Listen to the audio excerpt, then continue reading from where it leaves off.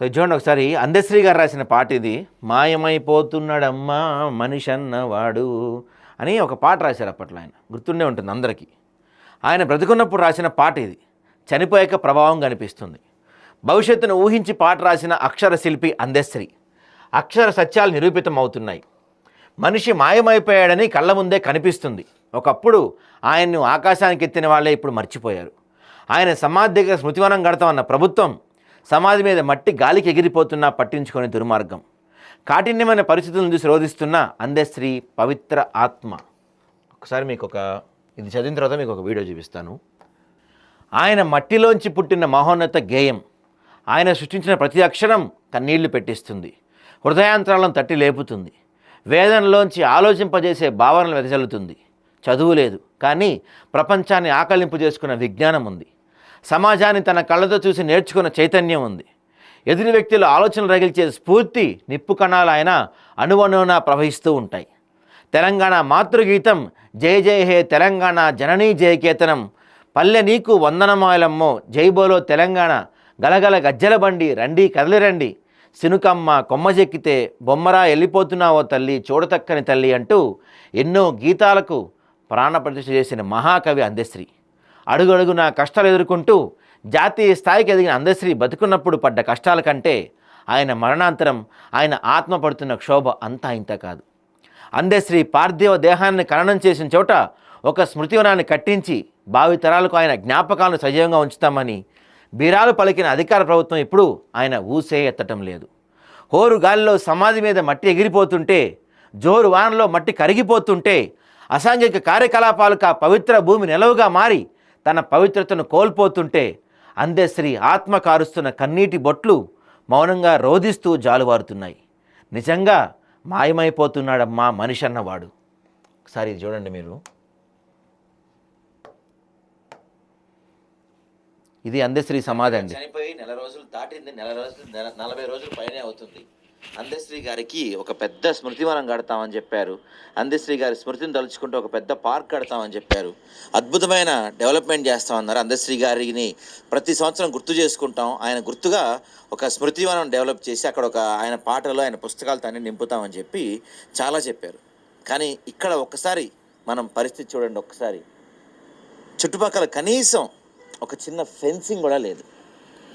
కనీసం ఒక చిన్న ఫెన్సింగ్ కూడా ఏర్పాటు చేయకుండా అలా గాలికి వదిలేశారు అందశ్రీ గారి సమాధిని. చూడండి, ఇక్కడ పోసిన ఈ గ్రావెల్ ఏదైతే ఉందో, మోరం ఏదైతే ఉందో ఆల్మోస్ట్ భూమికి సమానంగా వచ్చేసింది. భూమి లెవెల్ ఇది భూమి లెవెలు, ఇది అందశ్రీ గారి సమాధి లెవెలు. ఆల్మోస్ట్ రెండు ఈక్వల్ రేంజ్లో ఉన్నాయి. చూడండి మీరు ఒక్కసారి. అంటే ఇంకొక నెల రోజులు పోతే ఎక్కడ ఆయన సమాధి చేశారో కూడా కనపడలేని పరిస్థితికి వచ్చే అవకాశం ఉంది.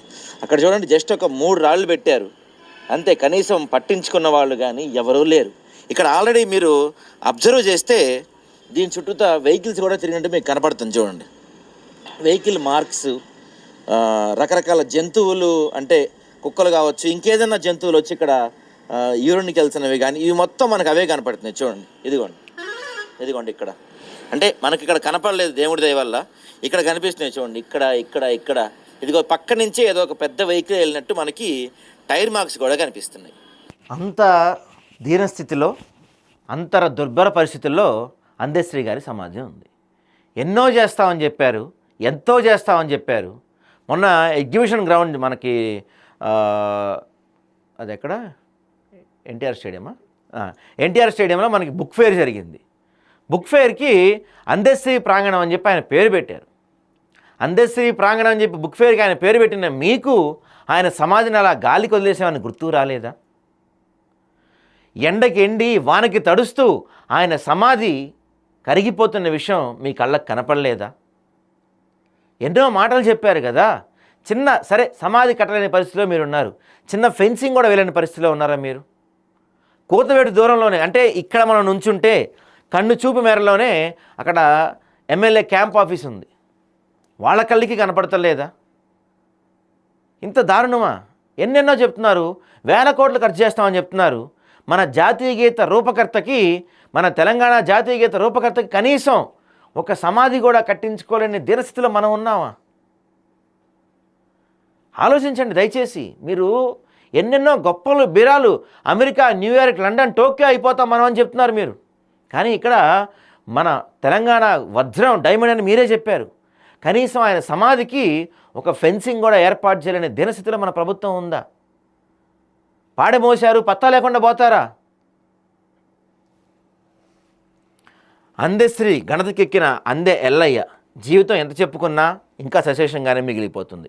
1961లో రేబర్తి గ్రామంలో జన్మించిన అందెశ్రీ భూమి మీద పడగానే కష్టాల కడగండ్లు ఆయన చుట్టుముట్టాయి. జీవితం ప్రారంభంలోనే పేదరికంతో సావాసం చేస్తూ పెరిగారు. చదువు ఆయనతో విడిపోయింది, కానీ అది ఆయనకు బలహీనత కాకుండా ఆయన అత్యున్నత జీవనశైలికి ఒక అద్భుతమైన శక్తిగా నిలిచిపోతుంది. తల్లిదండ్రులు చిన్న వయసులోనే ఆయన విడిచిపోయారు. గడ్డి పల్లపు పనులు, నిర్మాణ కార్మికుడిగా సాగిపోవటం ఆయన జీవితంలో భాగంగా మారిపోయాయి. చదువు లేకపోయినా సాధారణ ప్రజల భావాలు, బాధ, ఆశ, ఆశయాలు ఇవన్నీ ఆకలింపు చేసుకుంటూ రచనలు, గీతాలు రాయటం అలవాటుగా చేసుకున్నారు. వేలాది కవితలు, పాటలు రాశారు. వాటి ద్వారా ప్రజల మనసులు గెలుచుకున్నారు. తెలుగు సినీ వినీలాకాశంలో అత్యున్నత భావగీత రచయితగా తనకంటూ ఒక ప్రత్యేకత నిలుపుకున్నారు. ముఖ్యంగా ఆయన రచితమైన జై జై హే తెలంగాణ, తెలంగాణ రాష్ట్రీయ గీతంగా అందరి మనలో పొందింది. ఇక లెక్కలేనని అవార్డులు, రివార్డులు ఆయనకు అలంకారాలుగా మారిపోయాయి. ఉత్తమ గేయ రచయితగా 2006లో నంది అవార్డు, కాకతీయ విశ్వవిద్యాలయం నుంచి గౌరవ డాక్టరేట్ పట్టా, 2025 తెలంగాణ ఆవిర్భావ దినోత్సవ సందర్భంగా ₹1 కోటి పురస్కారంతో గౌరవించబడ్డారు. ఆయన సాహిత్యం, పాటలు ప్రభుత్వ పాఠ్యపుస్తకాల్లో కూడా చోటు పొందాయి. అందెశ్రీ ఆయన 2025 నవంబర్ 10న గాంధీ హాస్పిటల్లో హార్ట్అటాక్తో చనిపోయారు. అప్పటికే ఆయన వయసు 64 సంవత్సరాలు. రేవంత్ రెడ్డి ప్రభుత్వం ఆయనకు పద్మశ్రీ అవార్డు ప్రకటించాలని కోరుతూ కేంద్రానికి లేఖ కూడా రాసిందని తెలుస్తుంది. ఎలాంటి అక్షరాభ్యాసం లేకపోయినా ప్రజల మధ్య నుంచి పుట్టి వారి ఆకాంక్షలు, బాధలను పదాల్లోంచి ముంచిన గొప్ప కవి. ఆయన రచనలు తెలంగాణ రాష్ట్ర నిర్మాణానికి జీవం ఇచ్చాయన్నది అక్షర సత్యం. ఇంతవరకు బాగుంది. అయితే మనం ఇప్పుడు చెప్పుకోయే అంశం చాలా బాధాకరంగా ఉంటుంది. అందెశ్రీ అంటే రాష్ట్ర ముఖ్యమంత్రి రేవంత్కు అవ్యక్తమైన గౌరవం. అందెశ్రీ అనే మహాపురుషుడు తెలంగాణ రాష్ట్రంలో పుట్టం తెలంగాణ ప్రజలు చేసుకున్న పుణ్యమని ఎన్నో మార్లు కీర్తించారు. ఆయనను గౌరవించారు. ఆయన కుటుంబానికి బాసటగా నిలిచారు. అందెశ్రీ స్థాయిని ఆకాశానికి తీసుకెళ్లారు. ఆయన మరణానంతరం ఆయన పాడెమోసి తన కృతజ్ఞత తెలియజేశారు. ఈ దృశ్యాలను చూసిన యావత్ భారతావని హృదయాలు ఆనందంతో పులకరించిపోయాయి. కానీ అందెశ్రీ మరణానంతరం ఆయన భౌతిక కాయాన్ని ఖననం చేసిన ఘట్కేసర్లోని ఎన్ఎఫ్సి నగర ప్రాంతం ఇప్పుడు ఒక నిర్మానుష్యమైన ప్రదేశంగా కనిపిస్తుంది. ఎవరు పట్టించుకొని అనాథ దర్శనమిస్తుంది. పాతిపెట్టి కప్పెట్టిన మట్టి గాలికి కొట్టుకొని పోతుంది. జంతువులు సంచరిస్తూ మలమూత్ర విసర్జనలు చేస్తున్నాయి. ఆ ప్రాంతంలో అసాంఘిక కార్యకలాపాలు కూడా జరుగుతుందో తెలుస్తుంది. అప్పట్లో ఈ ప్రాంతాన్ని స్మృతివనంగా తీర్చిద్దామని చెప్పిన రేవంత్ ప్రభుత్వం దీని గురించి ఆలోచించడం లేదా? ఒకవేళ ఏదైనా ప్లాన్ చేస్తున్నారని తెలియాల్సి ఉంది. ఆ ప్రాంతానికి ఒక ఎమ్మెల్యే క్యాంప్ ఆఫీస్ కూడా అక్కడే ఉంది. అయితే స్మృతివనం నిర్మాణం ఎప్పుడైనా చేయవచ్చు. కనీసం ఇప్పుడు ప్రదేశానికి ఒక ఫెన్సింగ్ వేసి ఎవరూ ప్రవేశించుకొని చూడాలని పలువురు ప్రభుత్వాన్ని కోరుతున్నారు. మేము చెప్పేది అదే. మీరు స్మృతివనం కట్టడానికి టైం పట్టచ్చు, మిగతా వాడికి టైం పట్టచ్చు. కనీసం అక్కడ ఇల్లీగల్ పనులు జరగకుండా ఒక బ్యాచ్ అందరూ వచ్చి కూర్చొని మందు దాక్కుంటా, సిగరెట్ దాక్కుంటా, జంతువులు మనుషులందరూ యూరిన్స్కి వెళ్ళకుండా ఆ ప్రాంతం పాడైపోతుంది. కనీసం అలా జరగకుండా ఒక ఫెన్సింగ్ అన్న ఏర్పాటు చేయండి దయచేసి.